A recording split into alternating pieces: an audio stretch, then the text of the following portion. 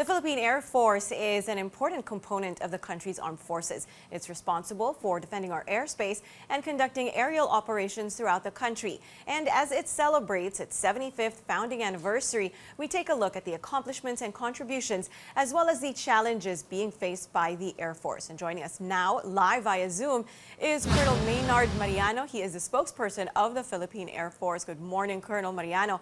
Thank you so much for joining us. Good morning, ma'am.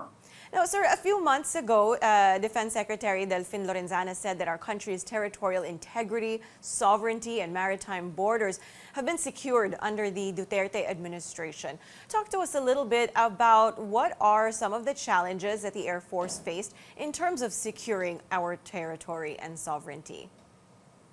Yes, ma'am. The Air Force is primarily tasked to defend the Philippine airspace. We do it from the northern sector to the southernmost sector, and the eastern front and the western front of the country. We do our maritime patrols, maritime air patrols, using our different assets. We have the C-295 doing that, the C-21I, C-212I, the S-211, the Fokkers, the Nomads, and the FA-50s. And we also keep track of all other aircraft in the area 24/7 using our radar and radar surveillance missions. What are the challenges facing the Air Force, sir, and how exactly are you able to address these? The Philippine airspace is a vast area. This is primarily one of the biggest challenges for us to be able to cover every sector in the country. That's why we are still pushing for our modernization so that we will be able to address all of these sectors, to be able to cover the airspace 24/7. Currently, we have our projects on the pipeline, like the multi-role fighter program and the additional radars that will cover our Philippine skies. All right, Colonel, now speaking of air assets, as part of your 75th anniversary celebration, the Philippine Air Force has held some exhibits in malls featuring our air assets and capabilities. Can you tell us a little bit more about this?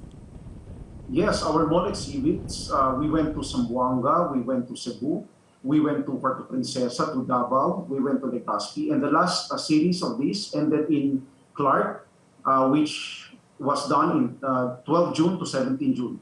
We featured the AS-211s, the SF-260s, and we also featured some of the equipment that we use in the service. And we also have a recruitment booth during these mall exhibits.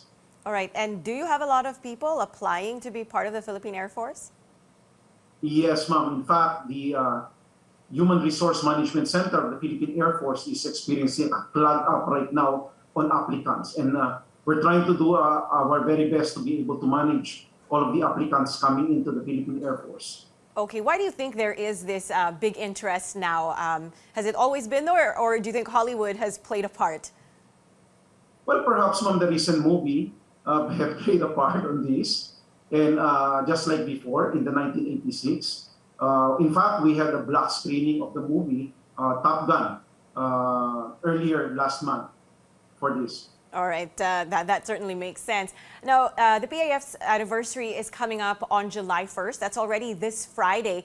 Colonel, tell us more about this year's theme, and will there be a special event to commemorate the anniversary? Yes, ma'am. The theme for this year is Philippine Air Force at 75, patuloy sa paglipad tungo sa mas matatag at maasahang ugong himpapawid para sa Diyos, bayan at Pilipino. And the highlight of this year's anniversary, which will be done in Clark, is the flyby of our aircraft. And this will be also graced by our President-elect, President Marcos. All right, sir, thank you for that, and congratulations on this milestone anniversary. That was PAF spokesperson Colonel Maynard Mariano.